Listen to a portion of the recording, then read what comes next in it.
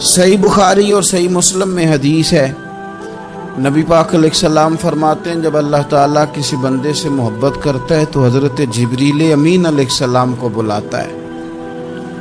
اور بلا کر کے فرماتے ہیں جبریل میں فلاں آدمی سے محبت کرتا ہوں، آسمان دنیا پہ اعلان کر دو کہ سارے لوگ اس سے محبت کریں۔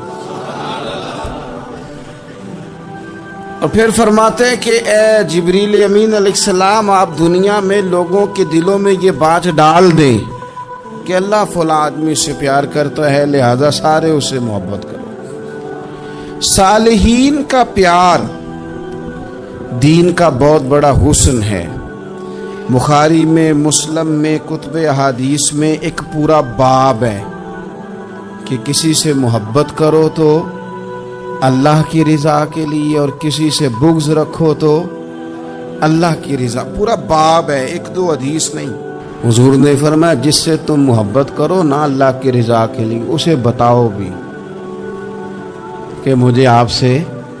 محبت ہے، اسے بتاؤ بھی تاکہ وہ بھی آپ کے لیے اچھے جذبہ۔ محبت جو ہوتی ہے یہ اظہار کی محتاج تو نہیں ہوتی، لیکن محبت میں اظہار ضرور ہوتا ہے، محتاج تو نہیں،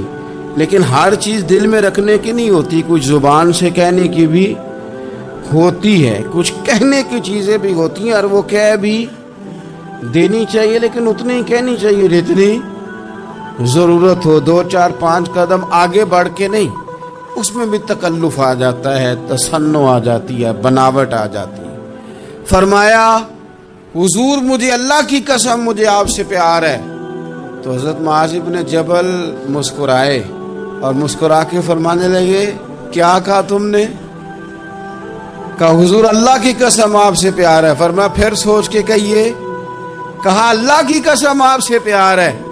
فرماتے انہوں نے نا میرا کپڑا پکڑ کے مجھے کھینچا اور قریب کر کے کہنے لگے سن پھر میں نے نبی پاک سے سنا ہے جو 2 بندے رب کی رضا کے لیے آپس میں محبت کریں اللہ کی محبت ان کے لیے واجب ہو جاتی ہے، پھر اللہ ان سے پیار کرتا ہے اگر وہ اللہ کی رضا کے لیے محبت کریں۔ ہماری محبتوں میں نا دنیاوی اغراض بڑھیں، ہوئے ہر دعوت صرف اسی لیے ہوتی ہے کہ وہ بندہ بلاؤ جو میرے کام آئے گا، ہر تحفہ اس لیے آگے کی طرف روانہ کیا جاتا ہے کہ اس شخص کو بلاؤ جو کل میرے کام آئے گا۔ عزیز بھائی اللہ کے نیک بندے سے اللہ کا بندہ سمجھ کے پیار کریں اور اللہ کا نیک بندہ سمجھ کے اس کے ساتھ فوٹو آنا ضروری نہیں، اس کے ساتھ پیار ہونا ضروری ہے۔ اور اگر محبت اخلاص والی ہو، پیار والی ہو، عقیدت والی ہو تو حضرت ابو ذر غفاری نے تو کہا تھا یا رسول اللہ اگر بندہ کسی نیک بندے سے پیار کرے نہ اسے مل سکے نہ اس طرح کے کام کر سکے پھر بھی کوئی نتیجہ نکلے گا، تو حضور نے فرمایا پیار خالص کرے اللہ قیامت کے دن دونوں کو جمع فرما دے گا۔ جو جس سے محبت کرے گا صبح قیامت اسی کے ساتھ ہوگا۔ شاید اسی لیے کسی پنجابی کے شاعر نے کہا تھا کہ اساں جے ہاں گناہیاں دا جدوں اعمال نامہ فرول ہوئے، ذرے ذرے نے سامنے آ جانا ہے، جو منہ تھی بولیا بول ہوئے، اساں بھی کول حضور دے بیٹھ رہنا ہے، لکھ عمل ترکڑی تول ہوئے، اودوں کولوں کی رب نے حساب لینا جیڑا بیٹھا ہی محمد دے کول ہو۔ تو اللہ کے بندوں سے اللہ کی رضا کے لیے پیار کریں، اس میں للہیت پائی جائے، للہیت ہو اس میں کوئی اور نہ ہو، بندہ ہو اور اللہ کی رضا ہو، یعنی درمیان میں رب ہو، اور تیسرا وہ شخص ہو۔ رضائے الہی جب مقصود ہو پھر شکوے بھی پیدا نہیں ہوتے، پھر شکایتیں بھی پیدا نہیں ہوتی، پھر اپنی مرضی کے بندہ جملے بھی نہیں بیان کرتا، پھر کسی جگہ کوئی تکلف بھی اس میں نہیں پایا جاتا۔ تو خالصۃ لوجہ اللہ تعالی آپ اللہ کے بندوں سے محبت کریں اور خاص ان کے لیے جذبات پیدا کریں، آپ کی طبیعت میں خاص جذبہ ہو، خاص شوق ہو، کسی پراپوگیٹ کرنے والے کے کسی پراپوگنڈے کا شکار نہ ہو۔ آپ کی طبیعت ہو، تبھی میلان ہو، ذوق ہو۔ حضرت حرم بن حیان تابعی ہیں، فرماتے ہیں جب میں نے یہ حدیث سنی نا کہ نبی پاک علیہ السلام نے فرمایا ہے کہ حضرت اویس کرنی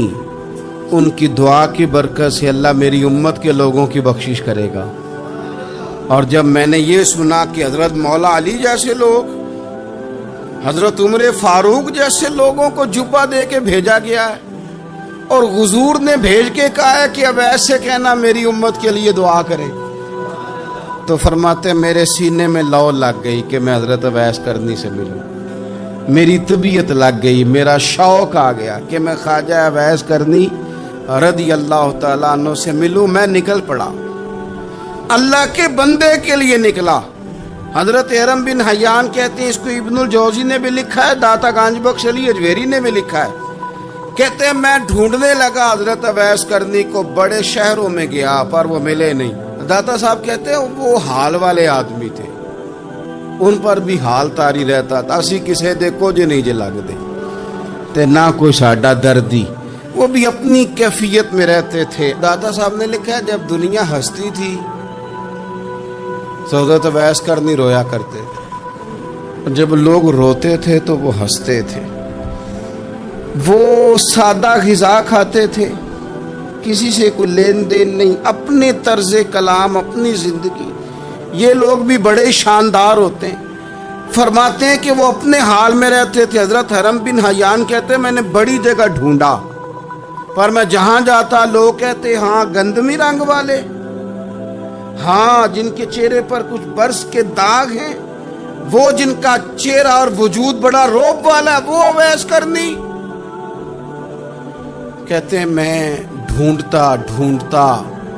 جس شہر میں جاتا لوگ کہتے ہیں وہ آئے تھے پر چلے گئے۔ وہ کسی نے کہا تھا نا اویسیوں میں بیٹھ جا، بلالیوں میں بیٹھ جا، صفیں تو سب بچھی ہیں تو عشق والیوں میں بیٹھ جا۔ فرماتے میں وہ صفیں تلاش کرتا ڈھونڈتا، نہ ملے مجھے، بالآخر میں عراق پہنچ گیا، نہر فرات کے کنارے ساری دنیا سے علیحدہ ہو کے وضو کر رہے تھے۔ کہتے ہیں میں پیچھے کھڑا ہوں، میں نے جا کے کہا السلام علیکم، تو حضرت اویس کرنی چہرہ اٹھا کے کہنے لگے وعلیکم السلام حرم بن حیان۔ تو میں نے کہا حضور آپ مجھے جانتے ہیں؟ فرمانے لگے عرفت روحی من روحی کا، میری روح تیری روح کی جاننے والی ہے۔ کہتے ہیں میں نے کہا حضور کو نصیحت کر دیں، تو فرمانے لگے پہلی نصیحت تو یہ ہے کہ آج کے بعد مجھے ملنے نہ آنا، میں نہیں پسند کرتا، میں تنہا رہنا چاہتا ہوں، مجھے نہیں شہرت اچھی لگتی، میرا نہیں دل کرتا لوگ میرے پیچھے بھاگیں، آج آیا ہے آج کے بعد نہ آنا، بس چھوڑ دے مجھے میرے حال پہ، میں اپنی زندگی اپنے حساب کے مطابق گزارنا چاہتا ہوں، تو آج کے بعد نہ آنا۔ اور پھر فرمانے لگے اگلی نصیحت یہ ہے کہ جو رب نے تجھے دے دیا ہے نا اس پہ راضی ہو جا، اگر اس پہ راضی نہیں ہوگا تو تکلیف میں رہے گا۔ فرماتے میں نے پھر کہا میرے لیے دعا کر دے، تو انہوں نے ہاتھ اٹھائے، کہنے لگے یا اللہ میری اور اس کی جنت میں ملاقات کرا دینا۔ تو انہوں نے چہرے پہ ہاتھ پھیرے اور فرمانے لگے اب تو جا، میں کوشش کروں گا تجھے دعاؤں میں یاد رکھوں، تو بھی کوشش کرنا مجھے دعا میں یاد رکھنا۔ فرماتے ہیں یہ کہتے کہتے نا وہ رستہ بدل گئے، اور گلی کا کونا وہ جب مڑے تو پھر میں ڈھونڈتا رہا، دوبارہ زندگی بھر ملے نہیں، لیکن میرا پیار سچا تھا، وہ مجھے ویسے تو نہیں ملے پر خواب میں کئی دفعہ مل جاتے ہیں، اور خواب میری وچ بھی آیا ماہی، تے میں پھر وہ گل وچ پا لئیاں باواں، تے ڈر دی ماری اکھ بھی نہ کھولا، کتے پھر بچھڑ نہ جاواں۔ فرماتے مجھے محبت ہو گئی، خواب میں زیارت ہو جاتی۔ اب ہوتا یہ ہے کہ ہمارے زمانے میں کچھ لوگ تو بیچارے ویسے ہی بڑے بعض چیزوں سے آوازان ہیں، उनकी तबीयतें वैसे ही बड़ी तल्ख हैं, बड़ी तुर्श हैं, वो वैसे ही ज़रा दुनिया से हट के चलना चाहते हैं, उनका मिजाज है। वो क्या करते हैं कि वो बदगुमानियाँ पैदा करना, सोसाइटी के अंदर बुरी सोचों का फ़रोग देना अपने लिए वो ज़रूरी समझते हैं और अपनी ज़िम्मेदारी समझते हैं। मैं अक्सर ये मिसाल दिया करता हूँ कि मोहब्बत भी अगर हम पैदा करना चाहें तो पैदा हो सकती है, और किसी की अदावत पैदा करना चाहें तो वो काम भी हो जाता है। बहू जाना चाह रही थी मेके, उसने अपने शौहर से या अपनी सास से कहा कि मुझे घर जाना है। तो अब एक पहलू तो ये है कि वो शाम को बेटा घर आया तो अम्मा कहती है कि पुत्र देख, बेटा नहीं चाह रहा था कि वो जाए, तो अम्मा उसको उसकी ज़हन साजी करती है, कहती बेटा देख, तू हर वक्त अपनी माँ के पास रहता है, बाप के पास रहता है, बहन भाइयों के पास रहता है, तो बेचारी अगर 6 माह के बाद 3 माह के बाद तकाजा करती है तो उसका भी तो दिल करता है ना अपने माँ बाप से मिलने। अब बच्चा नरम होता है, वो शौक से गाड़ी निकालता है, शौक से छोड़ने जाता है, उसके दिल में मोहब्बत फरोग पकड़ गई। एक पहलू ये है कि उसने मुतालबा किया बहू ने कि मुझे जाना है मेके, तो सास साहबा ने शाम को अपने बेटे से कहा कि कोई तरीका तो नहीं ना रोज़ जाने का, और जब ये वहाँ से होके आती है तो उसका लहजा ठीक नहीं रहता, फिर ये इसको गलत मशवरे मिलते हैं, तो पहले तो वो साहब वैसे ही लड़ाई शुरू कर देंगे कि जाना ही नहीं, और जब बात बड़ी बढ़ेगी तो वो जाएंगे तो साथ ये कहेंगे कि जाऊंगा ज़रूर पर दरवाजे पे छोड़ के आ जाऊंगा, मैंने अंदर क्यों कि ये भी किसी ने पीछे से उसको भरा है। आप किसी बंदे के बारे में भी, किसी के बारे में, हमारे तमाम जगहों पे इसी तरह ही होता है, दोस्तों की महफिल हो, तंजीमें हो, हमारे दफातर हो, सब जगह कुछ लोग बाकायदा काम करते हैं नफरतें भरने का। ओ फलाना तुमने देखा क्या कर रहा था, ज़हन बनाते हैं, बंदा उससे एलर्जी खाने लगता है, नफरत करता है, कुछ ज़हन बनाते हैं यार कितना भला आदमी है, देखो कितने वक्त पे आता है, बेचारा घर में इसके कोई और है भी नहीं, फिर भी छुट्टी नहीं करता, वक्त पे आता है। तो ये ज़हन साजी नफरतों की भी लोग करते हैं, मोहब्बतों की भी। एक मिसाल और दे दूं छोटी सी, एक मक्खी वो है कि आपका पूरा वजूद मौजूद है पर वो वहां बैठेगी जहां पीप है जिसम में, बाकी किसी जगह नहीं बैठ। उसका मिजाज है गलाजत वाली जगह पे बैठ, मिजाज है, उसने ढूंढ के ही किसी गलत बात पे साथ ही गलत तबीयत है उसकी, मानते नहीं बहुत सारे लोग पर गीबत के कायल होते हैं, ज़हन में फतूर होता है, बैठना ही गलत जगह पे, हालांकि बाकी सारा जिस्म मौजूद है, पीप वाली जगह पे, रेशे वाली जगह पे, जख्म वाली जगह पे बैठना है, और वहां से उठ के जब कहीं और बैठना है तो वहां बीमारी फैलानी है। एक मक्खी वो भी है जो ढूंढती है सारा जमाना पर बैठती फूल पे है, और जब वो फूल पर बैठकर अपने घोंसले में जाके बैठती है तो पता है वहां क्या पैदा होता है, शहद पैदा होता है, और शहद वो है जो शिफा देता है। आज कुछ लोगों ने प्रोपोगेट कर दी चीजें, वली क्या होते हैं, दरवेश क्या होते हैं, सूफी क्या होते हैं, कुरान पाक पढ़ो, नमाज पढ़ो, इबादत करो, खत्म हो गई बात। ओ खुदा के बंदो समझो, ये वली थे जिनको सहाबा कहा जाता है, वली ही थे जिनको अहले बैत कहा जाता है, कुरान पाक के दिफा के लिए, अहादीस की हुर्मत के लिए, दीन की तबलीग के लिए जो मैदानों में निकला करते थे उन्हें वली कहा जाता था। वली का माना अल्लाह का दोस्त, इनसे प्यार करना, इनके लिए अपने दिल में जज्बात रखना। बुखारी मुस्लिम में हदीस है, نبی پاک علیہ السلام نے فرمایا جو دو لوگ رب کی رضا کے لیے آپس میں پیار کریں، جو اللہ کی رضا کے لیے آپس میں پیار کریں، اللہ ان دونوں سے محبت فرماتا ہے۔ آپ غور کریں، اللہ کے نیک بندوں کا پیار۔ سال داتا گنج بخش علی حجویری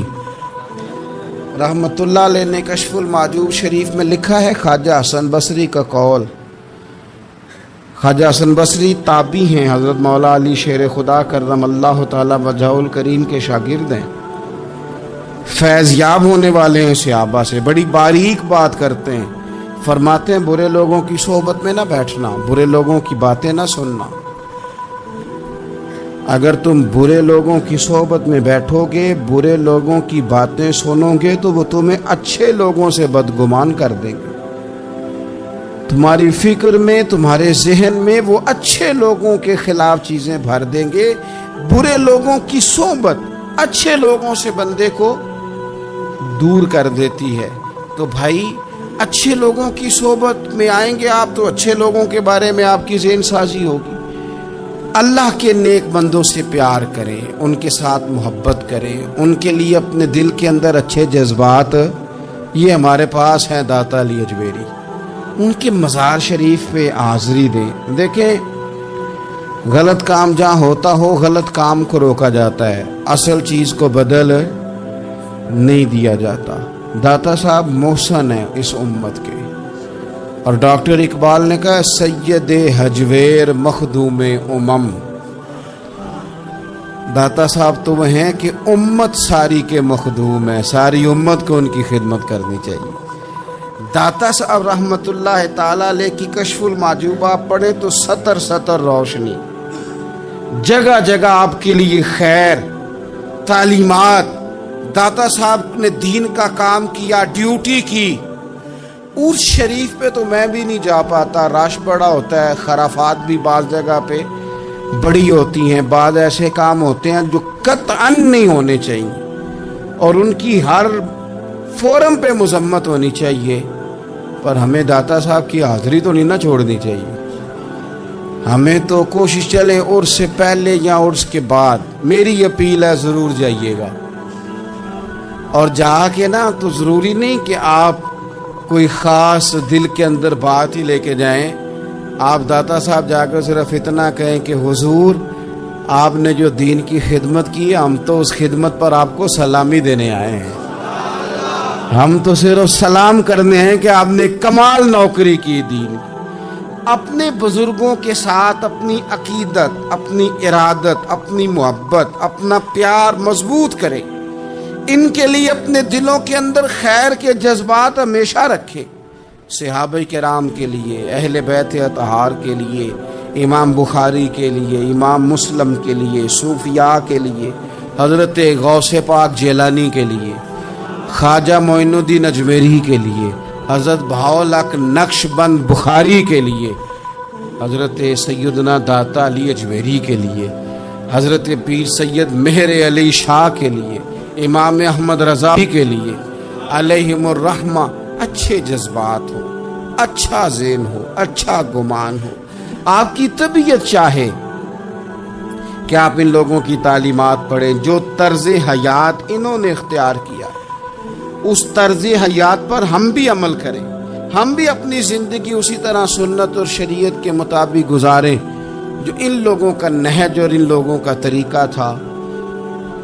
الترغیب و ترہیب میں نا ایک روایت موجود ہے، ایک تابعی بزرگ ہیں حضرت ابو ادریس خولانی رضی اللہ تعالی، وہ کہتے ہیں میں دمشق کی جامع مسجد میں داخل ہوا تو میں نے دیکھا کہ ایک نوجوان، بالکل کالی داڑھی لیکن بڑے خوبصورت چمکتے ہوئے دانت ان کے، لوگ ارد گرد کافی سارے بیٹھے تھے، مختلف مسائل پہ بات کر رہے تھے۔ جب لوگ الجھ جاتے نا اور کسی مسئلے میں ان سے کام آگے نہ بڑھ پاتا تو وہ پھر اس نوجوان کی طرف رجوع کرتے اور وہ جوان دو چار باتوں میں فوراً مسئلہ حل کر دیتے۔ کہتے میں نے ایک شخص سے پوچھا یہ کون ہے اتنی نورانی شخصیت؟ تو کہتے ہیں مجھ سے کہنے لگے آپ نہیں جانتے؟ یہ تو صحابی رسول حضرت معاذ ابن جبل رضی اللہ تعالیٰ، یہ تو نبی پاک صلی اللہ علیہ وسلم کے صحابی حضرت معاذ بن جبل ہیں۔ کہتے ہیں میری طبیعت نہ لگ گئی ان کے ساتھ، میرا ان کے ساتھ دل کا لگاؤ ہو گیا، محبت ہو گئی، شوق ہو گیا۔ ہم نے چونکہ اولیاء کو، صوفیاء کو، صحابہ کو، اہل بیت کو اس طرح لوگوں کے سامنے پیش نہیں کیا، اس لیے ہمارے بچوں نے آئیڈیل بنایا ہے نئے دور کے فیشن کو۔ ہماری آنے والی قوم کسی امیر ترین شخص کو آئیڈیل بناتی ہے، پھر وہ سارے غلط ملت رستے اختیار کر کے وہاں تک جانا چاہتی ہے، وہاں جو آدمی کھڑا وہ کسی بھی صورت میں اپنے آپ کو فیمس کر کے دنیا کے سامنے لانا چاہتی ہے، چاہے انہیں کسی طرح